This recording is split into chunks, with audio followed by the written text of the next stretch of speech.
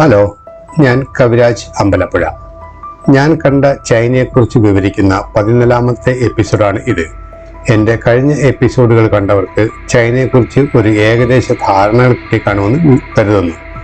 Forbidden city അല്ലെങ്കിൽ വിലക്കപ്പെട്ട നഗരത്തിൽ പ്രവേശിച്ച ഞങ്ങളെ സ്വതന്ത്രമായി 1 മണിക്കൂർ നേരത്തേക്ക് ഫ്രീ ആയി വിടുകയായിരുന്നു ഞങ്ങളെ അനുഗമിച്ചിരുന്ന ചൈനയിൽ നിന്നുള്ള ഗൈഡ്.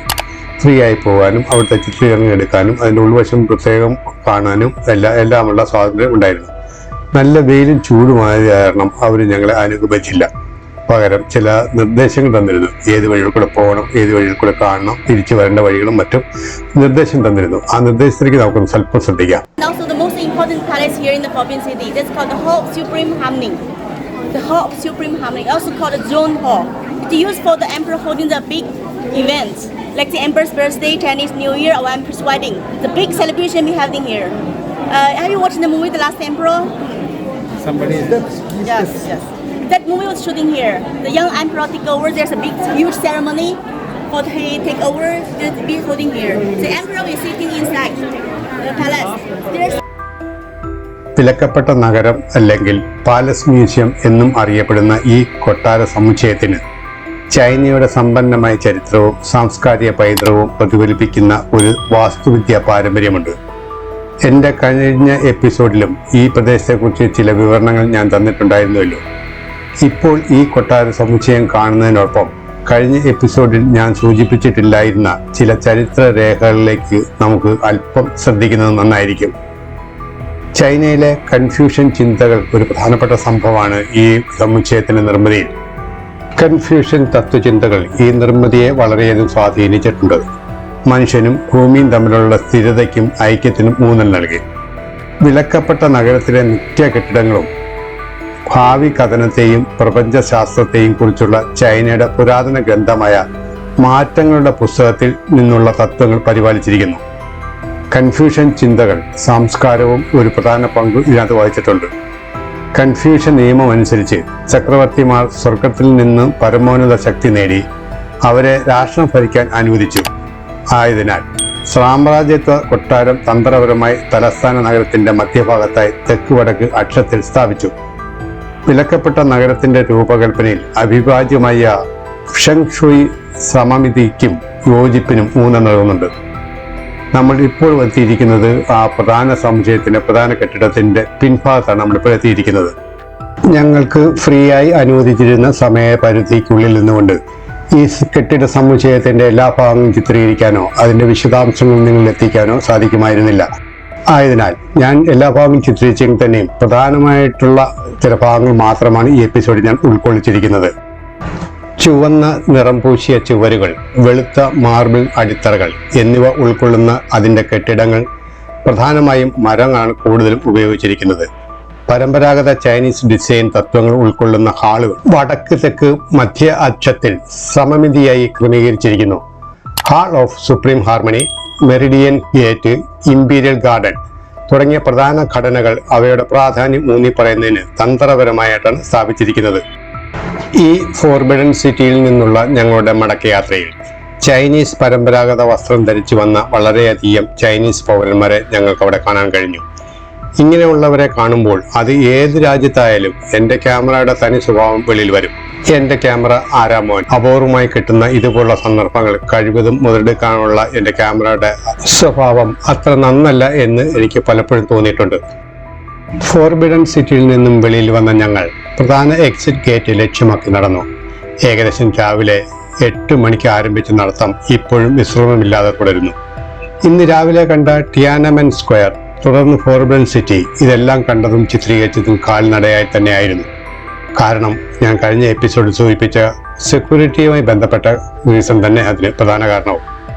ഇനിയും കുറേ ദൂരം നടന്നെങ്കിൽ മാത്രമേ ഞങ്ങളുടെ മെയിൻ ഗേറ്റ് കടന്ന് ചെല്ലാൻ പറ്റുകയുള്ളൂ. അതിനുശേഷം വീണ്ടും ഞങ്ങളുടെ വാഹനം പാർക്ക് ചെയ്യുന്ന സ്ഥലത്തേക്ക് നടന്നു പോകണം. ഞങ്ങൾ ഏകദേശം മെയിൻ ഗേറ്റിന് അടുത്തെത്തി കഴിഞ്ഞു. അതിന് വെളിയിൽ വന്നപ്പോൾ കണ്ട കാഴ്ചയാണ് ഇത്. ഒരു യുവതി ഏതോ ഒരു പ്രോഗ്രാം ചെയ്തുകൊണ്ടിരിക്കുന്നു. സ്വയമായിട്ട് അവർ ചിത്രീകരിക്കുകയും സംഭാഷണം കൊടുത്തുകൊണ്ടിരിക്കുന്നു. അതിനോടൊപ്പം തന്നെ ഞങ്ങളുടെ കൂടെ ഉണ്ടായിരുന്ന വനിതാ ടീമിന് ഞങ്ങളുടെ ഗൈഡിനെ ഉൾപ്പെടുത്തിക്കൊണ്ട് ഒരു ഫോട്ടോ എടുക്കണമെന്ന് തോന്നി. അതിനുവേണ്ടി തയ്യാറാകുകയാണ് ഇത്. അതാണ് ഞങ്ങളുടെ ഗൈഡ്. വെയിലും ചൂടും കണ്ട് പേടിച്ച് പിന്മാറി നിന്നിരുന്ന ഞങ്ങളുടെ ഗൈഡിനെ ഉച്ചയ്ക്ക് വെയിലത്ത് നിർത്തി പൊരിപ്പിക്കുന്ന ഞങ്ങളുടെ വനിതാ ടീം. ഒപ്പം മറുഭാഗത്ത് ചിത്രീകരണം തകൃതിയായിട്ട് നടക്കുന്നു. എൻ്റെ ക്യാമറയ്ക്ക് കൊയ്ത്തുകാലം. കൂടുതൽ സമയം ഞങ്ങൾ അവിടെ ചിലവഴിച്ചില്ല. എത്രയും പെട്ടെന്ന് ബസ് പാർക്ക് ചെയ്തിരിക്കുന്ന സ്ഥലത്ത് ഞങ്ങൾക്ക് എത്തിച്ചേരണം. ചൈനയിലെ വഴിയോര കാഴ്ചകൾ കണ്ടുകൊണ്ട് ഞങ്ങൾ നടത്താൻ തുറന്നുകൊണ്ടേയിരുന്നു. പല കാഴ്ചകളും കാണാനുണ്ടായിരുന്നു. ആ കൂട്ടത്തിൽ മിക്കവാറും എല്ലാം ഫുഡുകൾ വിൽക്കുന്ന കടകളാണ് എനിക്ക് കൂടുതലും കാണാനും ശ്രദ്ധയിൽപ്പെട്ടതും. എൻ്റെ ഉള്ളിൽ നിന്നും വിശപ്പിൻ്റെ വിളി എനിക്ക് വ്യക്തമായി കേൾക്കാമായിരുന്നു. അതുകൊണ്ടായിരിക്കാം ഒരുപക്ഷെ എൻ്റെ ശ്രദ്ധ ഇതുപോലുള്ള കടകളിലേക്ക് തിരിഞ്ഞത്. ഏതായാലും ഞങ്ങളുടെ അടുത്ത ലക്ഷ്യം ബസ് ആണ്. ബസ് എവിടെയാണോ പാർക്ക് ചെയ്തിരിക്കുന്നത് അവിടം വരെ നടന്നില്ലാതെ മറ്റു യാതൊരു മാർഗവുമില്ല. ഈ ഭാഗത്തൊന്നും ബസ് പാർക്ക് ചെയ്യാനുള്ള സൗകര്യമോ മറ്റു സ്ഥലങ്ങളോ ഇല്ല. ബസ്സിൽ കയറിയതിനു ശേഷം വേണം ഞങ്ങൾക്ക് ഞങ്ങളുടെ ലഞ്ചിന് പോകാൻ. ലഞ്ചും ഒരു ഇന്ത്യൻ റെസ്റ്റോറൻറ്റിലാണ് ഇന്ന് അറേഞ്ച് ചെയ്തിരിക്കുന്നത്. എൻ്റെ ക്യാമറയുടെ ഒരു തിരക്ക്, എന്തായാലും അത് സംതൃപ്തിയോടെ കാര്യങ്ങൾ ചെയ്യുന്നുണ്ട്. ആ തിരക്കുള്ളത് കാരണം ഞാൻ എൻ്റെ വിശപ്പിന്റെ വിളി മറന്നുകൊണ്ട് ബസ് പാർക്ക് ചെയ്തിരിക്കുന്ന സ്ഥലം ലക്ഷ്യമാക്കി മറ്റുള്ളവരോടൊപ്പം നടന്നു. ജീവിതത്തിൽ പലപ്പോഴും കാണാൻ ആഗ്രഹിച്ചിരുന്ന ചൈനയുടെ തെരുവിലൂടെ ഒരു തേരാപ്പാര നടത്തം. തുടർന്ന് ബസ് ഞങ്ങളെയും വഹിച്ചുകൊണ്ട് ഞങ്ങൾക്ക് ഉച്ചഭക്ഷണം തയ്യാറാക്കിയിരുന്ന ഇന്ത്യൻ റെസ്റ്റോറന്റിനെ ലക്ഷ്യമാക്കി ചെന്നു.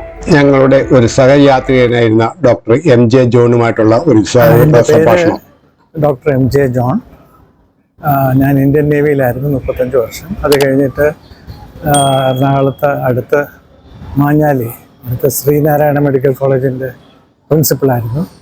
ഇപ്പോഴും ഞാൻ മെഡിക്കൽ ട്രസ്റ്റിൻ്റെ കൂടെയാണ് വർക്ക് ചെയ്യുന്നത്. ഈ ട്രിപ്പ്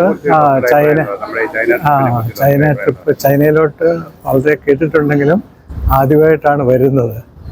2 സിറ്റിയാണ്. ഒന്ന് ഷാങ്കായ്, 2 അവരുടെ ക്യാപിറ്റൽ ബീജിംഗ്. രണ്ടും വളരെ ഞങ്ങൾ വിചാരിച്ച കൂട്ടല്ല, വളരെ അഡ്വാൻസ്ഡ് സിറ്റീസ് ആയിട്ടാണ് കാണുന്നത്. ഉണ്ട്. ഞാൻ യൂറോപ്പിൽ മുഴുവൻ പോയിട്ടുണ്ട്. ഹോളി ലാൻഡിൽ പോയിട്ടുണ്ട്. Singapore, Malaysia. It was okay. പുള്ളി തന്ന ഡീറ്റെയിൽസ് ഒക്കെ ഇതായിട്ടുണ്ട്. കമ്മ്യൂണിക്കേഷൻ സ്വല്പം കുറവായിരുന്നു, പക്ഷേ ഡീറ്റെയിൽസ് അവസാനം തന്നപ്പോൾ അതെല്ലാം കൂടെ മനസ്സിലാക്കി. നമ്മുടെ കൂടെ ഗൈഡ് മാനേജറായിട്ട് നമ്മുടെ കൂടെ അനുഗമിച്ചത് രഞ്ജിത്താണ്. രഞ്ജിത്തിനെ കുറിച്ച് ഓക്കെ, ഈസ് എ യങ്സ്റ്റർ. പുള്ളി ചില കാര്യങ്ങളൊക്കെ ആദ്യമായിട്ട് ചെയ്യുന്നതുകൊണ്ട്, പക്ഷെ പഠിച്ചു വരുന്നുണ്ട്. വെരി ഗുഡ് ചാൻ. വളരെ heart is a very nice ചാൻ. It is worth coming for China trip. അത്ര അധികമില്ല, ഒരു ഷോർട്ടുമാണ്. പക്ഷേ 2 മേജർ സിറ്റീസ് കാണും. Thank you so much. Indian റെസ്റ്റോറൻറ്റിലെ ഞങ്ങളുടെ ഉച്ചഭക്ഷണത്തിന് ശേഷം ഹോട്ടലിന്റെ ഫ്രണ്ടിൽ വെച്ച് ഡോക്ടർ MJ ജോണുമായി നടത്തിയ സംഭാഷണമാണ് നമ്മൾ ഇപ്പോൾ ശ്രദ്ധിച്ചത്. അതിനുശേഷം ഞങ്ങൾ പോയത് ബീജിംഗിലെ തന്നെ അതിപുരാതനമായ ഒരു ക്ഷേത്രം സന്ദർശിക്കാനായിരുന്നു. ബീജിംഗിൽ സ്ഥിതി ചെയ്യുന്ന ഒരു സുപ്രധാന ക്ഷേത്ര സമുച്ചയമാണ് സ്വർഗക്ഷേത്രം, അല്ലെങ്കിൽ ടെമ്പിൾ ഓഫ് ഹെവൻ എന്ന പേരിൽ അറിയപ്പെടുന്നത്. തവോവോ മതക്കാരുടെ ആരാധനാലയം കൂടിയായിരുന്നു ഈ ക്ഷേത്രം. വാർഷിക വിളവെടുപ്പ് മികച്ചതാകുവാനായി മിങ് കിങ് രാജവംശത്തിലെ ചക്രവർത്തിമാർ ഈ ക്ഷേത്രത്തിലെത്തി പ്രാർത്ഥനകൾ അർപ്പിച്ചിരുന്ന സാധാരണയായിരുന്നു.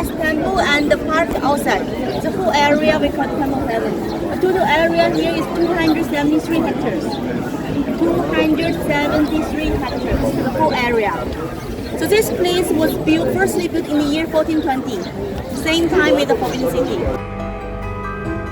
ബീജിംഗിലെ വിലപ്പെട്ട നഗരം പണികഴിപ്പിച്ച സ്ലോങ് ചക്രവർത്തി തന്നെയാണ് ഈ ക്ഷേത്ര സമുച്ചയം നിർമ്മിച്ചത്. 1406 മുതൽ 1420 വരെയുള്ള കാലയളവായിരുന്നു ഇത്. പിന്നീട് വന്ന ജിയാജിങ് ചക്രവർത്തി ക്ഷേത്ര സമുച്ചയം കൂടുതൽ വിപുലീകരിക്കുകയും ടെമ്പിൾ ഓഫ് ഹെവൻ എന്ന പുനർനാമീകരണം ചെയ്യുകയും ചെയ്തു.